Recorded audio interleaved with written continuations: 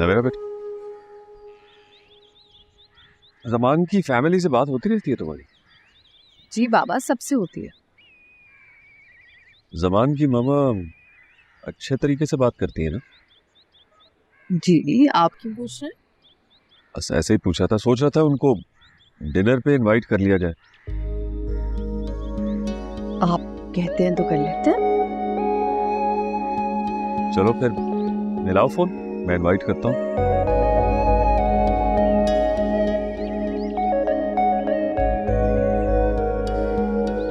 नवीन को लेने एयरपोर्ट जाना है तुमने, टाइम से जाना। अगर जी वो आप चले जाए ना मेरी सुन।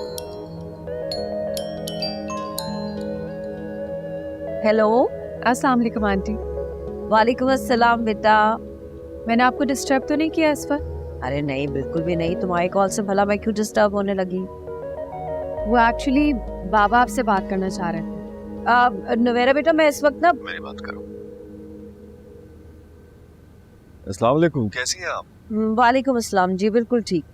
भाई आपने तो फिर हमारी खबर ही नहीं ली। बच्चे कैसे? बच्चे भी ठीक हैं जी। मैं सोच रहा था कि कल रात का खाना आप हमारे साथ खाएं, उस दिन भी आप जल्दी में चले गए। बात ही नहीं हो सकती तफसील से। कौन सी बात?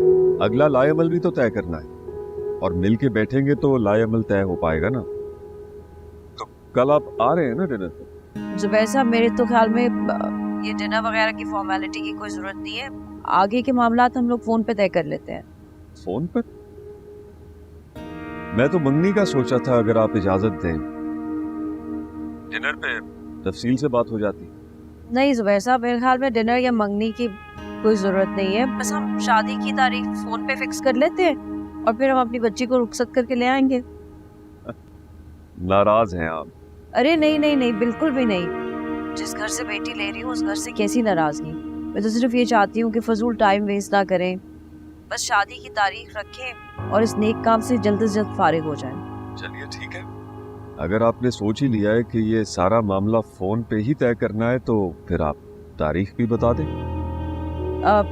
मेरे ख्याल में इस महीने का आखिरी वीकेंड रख लेते हैं, अगर आप मुनासिब समझे तो। अरे मुझे तो आपका हर फैसला मंजूर है। ठीक है, बहुत मुबारक हो आप। खैर मुबारक। खुदा हाफिज। खुदा हाफिज। बेटा, इस महीने का लास्ट वीकेंड शादी के लिए फाइनल किया तुम्हारी सास ने।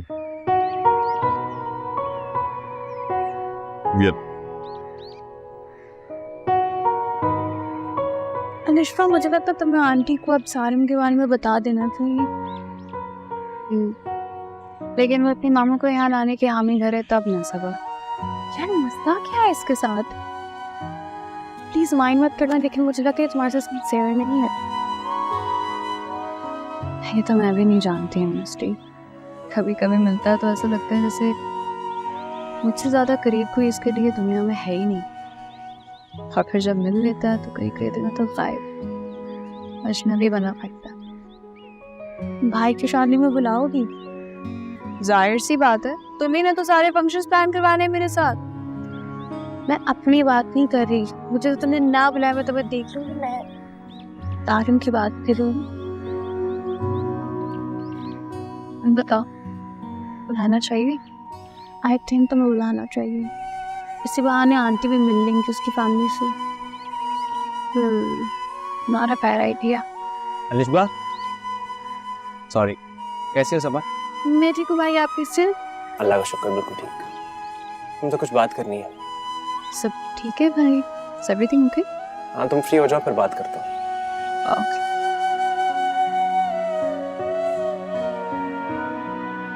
पता करो भाभी से डांट तो नहीं पड़ गई भाई को? जी नहीं, मेरी भाभी ना बहुत स्वीट है। ऐसा कहाँ होता है बाबू? रिश्ता किया और फोन पर शादी की तारीख दे दी। हम और कर भी क्या सकते हैं, बेटी वाले हैं, मजबूर भी नहीं कर सकते। नहीं बाबा, अब इतने भी मजबूर नहीं है हम। क्या उनकी नजर में हमारी इतनी वैल्यू भी नहीं थी कि वो घर आके डेट फिक्स कर लेते? नवेरा बेटा, तुम इस मामले में माफो।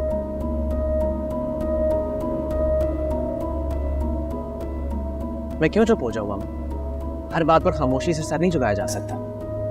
जो मुझे ठीक लगा, मुनासिब लगा, मैंने कर दिया। मामा लेकिन डेट तो उनके घर जाकर भी फिक्स की जा सकती थी ना। मेरी समझ से तो बाहर है आपका रवैया। पता नहीं इस रवैये से आंटी साबित क्या करना चाहती है। और आई थिंक हमें इस मामले में अब खामोशी इख्तियार कर लेनी चाहिए। नहीं बाबा, मेरी बात हुई थी जबान से, उनको भी आंटी का ये रवैया पसंद नहीं आया। मेरे पास तो कोई जवाब ही नहीं था कि मैं क्या कहता नवैरा को। मामा कहाँ ऐसा होता है कि एक शहर में रहते हुए फोन पर किसी हुक्म की तरह डेट सुना दी जाए? कह देना नवैरा को कि तुम्हारी माँ पागल है, इसी किस्म के फैसले करती है। मामा कम से कम आप ऐसी बातें तो ना करें प्लीज। तो और क्या कहूँ? इसको मेरी सिंपल सी बात नहीं समझ में आ रही कि मैं वहां बार बार नहीं जाना चाहती। हमारे घर आने में, हमारी दावत एक्सेप्ट करने में प्रॉब्लम क्या है उन्हें? अगर प्रॉब्लम होती तो वो रिश्ता लेकर ही ना आते बेटा। लेकिन बाबा, देखो तो मेरा बेटा, खुद को ऐसी सोचों में मत उलझाओ कि रिश्ते उलझते जाए। हमें उन्हीं की खुशी में खुश रहना। जब उन्होंने मेरी बात को एक्सेप्ट कर लिया तो तुम लोग भी कर लो। इतनी फॉर्मेलिटीज में पढ़ने की क्या जरूरत है? और किसी को इज्जत देना फॉर्मेलिटी नहीं होती। इसे कहो कि मेरे साथ ये बहस ना करें आप। रुको, आप कहाँ जा रहे हो? सब बोलो कि अपना मूड ठीक करे, क्योंकि शादी में इतने दिन नहीं रह गए और अभी हमें बहुत सारी शॉपिंग करनी है और तैयारी भी करनी है।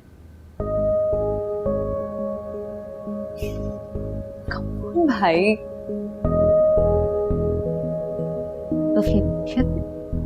लिस्ट बना लो जो जो चीजें खरीदनी है शॉपिंग की। बाबा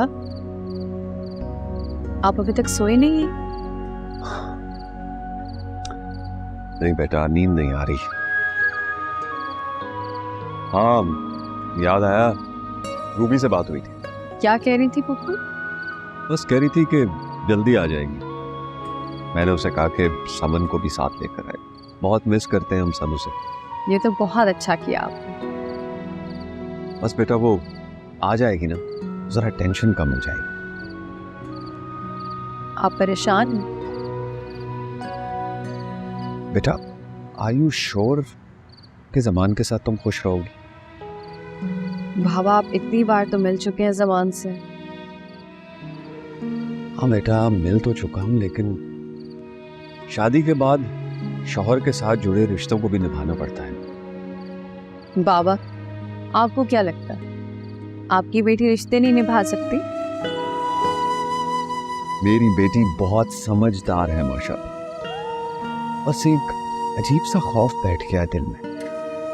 तुम्हारी सास तो ऐसे अजनबी हो गई है जैसे इस घर से कोई ताल्लुक ही नहीं है उनका। अगर आज इस तरह कर रही है तो कल को शादी के बाद क्या करेंगी? पापा मुझसे तो अक्सर उनकी बात होती रहती है, बल्कि शादी की तैयारियों में मेरी राय भी लेती रहती है। तुम बहुत प्यारी हो मुझे। अगर तुम्हें कोई भी तकलीफ पहुंची ना तो खुद को माफ नहीं कर पाऊंगा मैं। नहीं बाबा, ऐसा मत सोचें। बेटा, सारी रात तो यही सोचते हुए गुजर जाती है कि मैं कोई तुम्हारे लिए गलत फैसला ना कर बैठूं, पछतावा ना हो मुझे। फिर जब सुबह होती है तो तुम्हारी खुशी के लिए फिर शादी की तैयारियों में लग जाता हूं। आप टेंशन मत लिया करें बाबा, आपकी बेटी आपको कभी परेशान नहीं होने देगी। बेटा, ये यकीन तो जमान और उसकी माँ को दिलाना चाहिए ना मुझे।